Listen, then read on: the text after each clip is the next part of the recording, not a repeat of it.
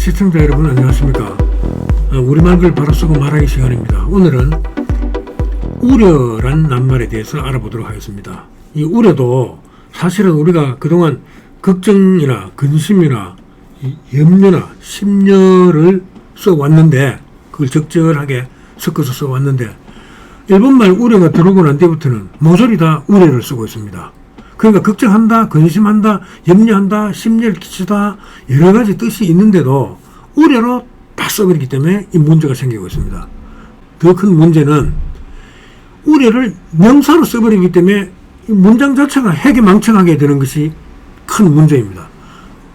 알다시피 우려는 일본 사람들도 우리처럼 걱정하다, 근심하다, 염려하다 이런 뜻을 나타내는 단어가 필요했을 텐데 적절한 게 없으니까 중국 말글인 한자 우자와 려자를 갖고 와서 우려로 써놓고 읽기로는 유우려 이렇게 했습니다. 그렇게 해서 자기들은 우려되다, 뭐 염려스럽다, 걱정된다, 뭐 이런 걸 그거로 다 써버리거든요. 근데 그게 이제 우리나라 들어와서는 이걸 명사로 쓰기 때문에 뭐 우려가 나온다는 소리가 주를 이루고 있죠. 우리는 걱정이 나온다 이렇게 안 하잖아요. 염려가 나온다 이렇게 안 하잖아요. 근심이 나온다. 우리는 근심하고 염려하고 걱정하고 이렇죠. 근데 우려를 쓰면 우려가 나온다고 꼭 얘기합니다. 러시아의 경우 전범 체포 우려 때문에 블라디미르 푸틴 대통령 대신 세르게이 라브로프 외교장관이 중러 외교장관 회담을 마친 뒤 참석할 것으로 전해졌습니다. 러시아의 경우 전범 체포 우려 때문에 이랬거든요. 조금 전에 제가 소개했다시피 우려가 우리말로 치면 근심, 염려, 걱정, 심려 이런 거라면 전범 체포 심려 때문에, 전범 체포 걱정 때문에, 전범 체포 염려 때문에, 이건 지금 전범 체포 전범으로 규정되면은 염려, 걱정, 근심한 여가가 어디 있습니까? 바로 잡혀가지.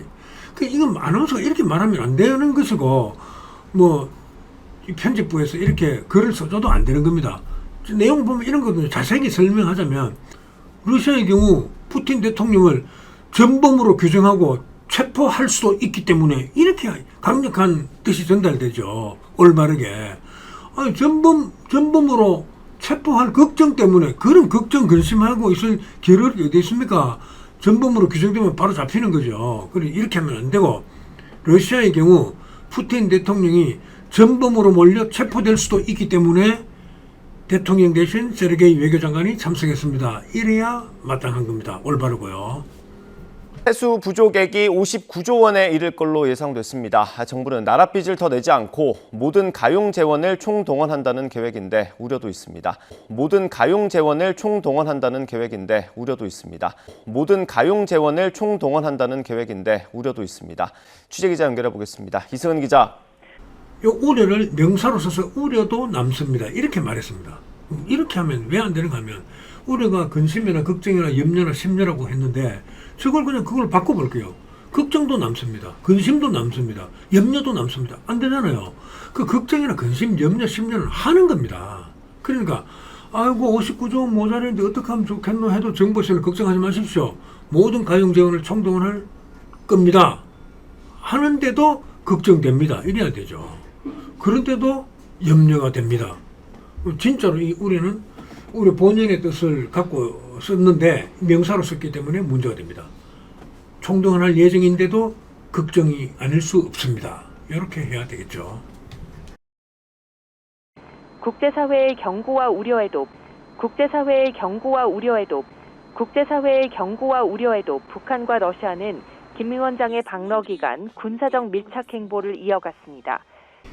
국제사회가 진짜 러시아와 북한이 못된 짓을 하려고 하고 무기 거래를 하고 이러면은 걱정 안 합니다. 근심도 안 하고 행동을 보여주겠죠.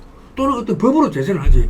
아이고 걱정되네, 아이고 근심되네, 아이고 저러면 안 되는데 염려도 되고 이렇게 하겠습니까? 그런데 이 또 웃기는 게 이 얘기는 보면 국제사회의 경고와 우려에도 해가지고 우려, 걱정, 근심보다 더 강력한 경고가 앞에 있거든요. 그러면 우리는 안 써도 됩니다. 마치 이거는 무슨 빵틀에 반죽 넣고 안 구워 넣으면 구워져 나오는 빵같이 이렇게 딱 짜여진 이 문장을 계속 쓰는 것 같아요. 누군가가. 이 언론사마다 다 이래요. 경고와 의료에도 불구하고 뭐 이런 것들이 많단 말이죠. 그러니까 국제사회가 경고했으면 경고를 끝입니다. 경고했는데 우려하고 근심하고 염려하고 걱정할 필요가 뭐 있겠습니까? 다시 한번 이건 이렇게 써야죠. 국제사회의 경고에도 북한과 러시아가 이렇게 해야죠. 국제사회가 경고했는데도 아랑곳하지 않고 북한과 러시아는 군사적 밀착 행보를 이어갔다. 이렇게 해야 더 강하게 와닿죠. 괜히 쓸데없이 우려 들어가면 국제사회가 걱정하고 근심하는갑다. 뭘 그럴 게 뭐 있노? 이럴 수도 있으니까 저렇게 하면 안 된다는 거죠.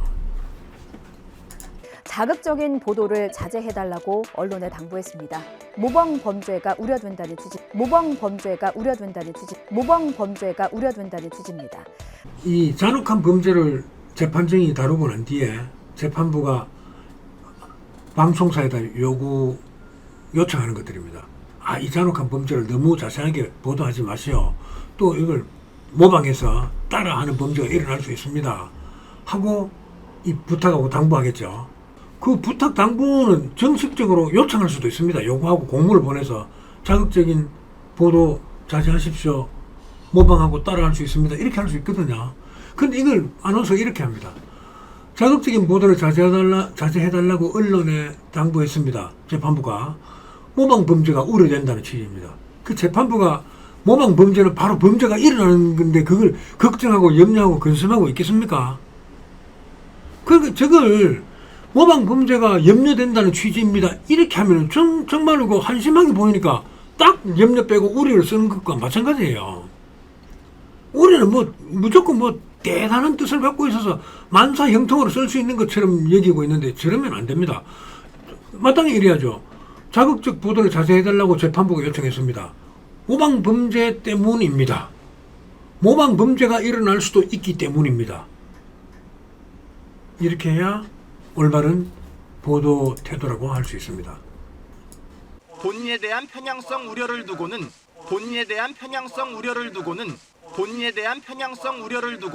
법관이 진영 논리의 유혹을 느낀다면 사직서를 내야 될 때라고 일축했고, 아마 이균용 후보자가 정치 사상으로 어디 한쪽으로 치우쳐져 있다 이런 소리를 듣나 봅니다.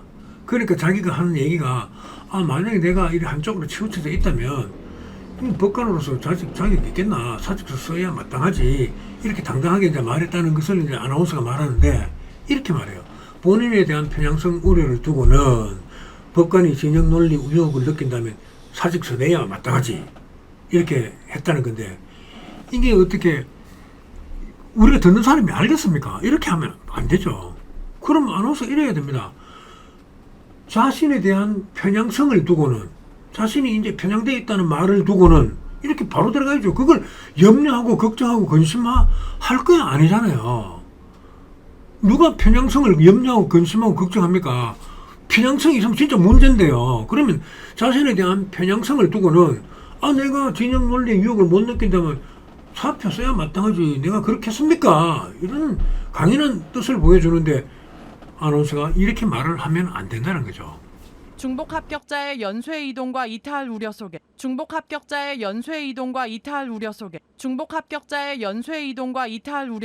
지역 대학의 신입생 충원 부담이 커지고 있습니다. 신입생 충원 부담이 커진다는 소식을 전하고 있는데요. 아마 수시 경쟁률이 뚝 떨어졌는 모양입니다. 수시를 여러 군데 넣었다가 충북도 넣고 충남도 넣고 경기도 넣었다가 용태 충북만 오면 좋은데 경기도로도 빠져버리고 충북 걸 포기하고 이럴 수도 있잖아요. 그러니까 이제 충북 대학 당사자들이, 대학 당국에서 합격자들이 막 이렇게 연쇄 이동한단 말이죠. 충북에 합격했는데도 대전으로 가고 경기도로 가고 서울로 가고 하니까 충북 지역 신입생 충원 부담이 커지지 않겠습니까? 그러면 이제 그걸 이제 걱정도 하고 염려도 하겠죠. 그런데 여기도 걱정 염려는 안 쓰고 딱 우려 썼습니다. 이것도 우려를 안 쓰고 그냥 중복 합격자가 연쇄 이동하고 이탈하는 가운데 지역대학 신입생 충원 부담이 커지고 있습니다. 이래야 깔끔한 겁니다. 의자 빼고 우려 빼고 그러면 얼마나 좋습니까? 중복 합격자가 연쇄 이동하고 이탈하는 가운데 지역대학 신입생 충원 부담이 커지고 있습니다. 뭐 걱정하면 이탈하는 염려 속에 이탈한다는 걱정 때문에 뭐 이렇게 해서 염려나 근심 뭐 걱정으로 바꿔도 되는데 무조건 이 사람들은 이제 우려밖에 쓸 줄 모릅니다. 실효성이 높아질 것이라는 기대와 함께 한계가 여전하다는 우려도 나오고 있습니다. 한계가 여전하다는 우려도 나오고 있습니다. 한계가 여전하다는 우려도 나오고 있습니다. 성룡희 기자입니다. 대전시 의회가 청문회 조례를 만들었는데 실효성이 있겠다. 하지만 아이고 한계도 여전할 거야 하고 지적을 하는 거죠. 이걸 보면 아이고 실효성도 있을 건데 뭐 한계도 뻔한 거 아이고 걱정된다 이렇게 걱정하는 거 아니거든요. 그러니까 이 사람들은 좀 우려를 써야 될지 안 써도 되는데 괜히 갖다 놓는 건지 그것조차도 모른다고 봐야 됩니다. 이런 경우는 실효성 그 조례가 새로 청문회 조례가 새로 제정됐으면은 그 실효성이 있겠다 야 하고 기대하는 것하고 아유 여태까지도 그랬는데 뭐 한계 뻔한 거 아니야 그 필요 없어 하고 이렇게 지적하는 것도 있고 그런데 이걸 뭐 한계가 여전하다고 걱정, 근심, 심려, 염려가 막 나온답니다. 이렇게 쓰면 안 됩니다. 예, 이처럼 우려는 걱정, 염려, 근심, 심려 따위로 바꿔 쓰는 게 좋겠습니다. 사실은 그 뉴스 보도 중에 매체에서 우려는 안 쓰는 것이 좋습니다. 그 100% 일본 말인 거 이제 절실히 느껴지지요. 안 쓰는 것이 좋습니다. 그 올바르게 쓰이지도 않고요. 우려는 전에도 한번 말씀드렸듯이 입장하고 똑같아서 우리 말글 체계를 그냥 막 어지럽히고 사용도 올바르게 되지도 않고 있고 안 쓰는 것이 좋겠습니다. 오늘은 여기까지 하겠습니다.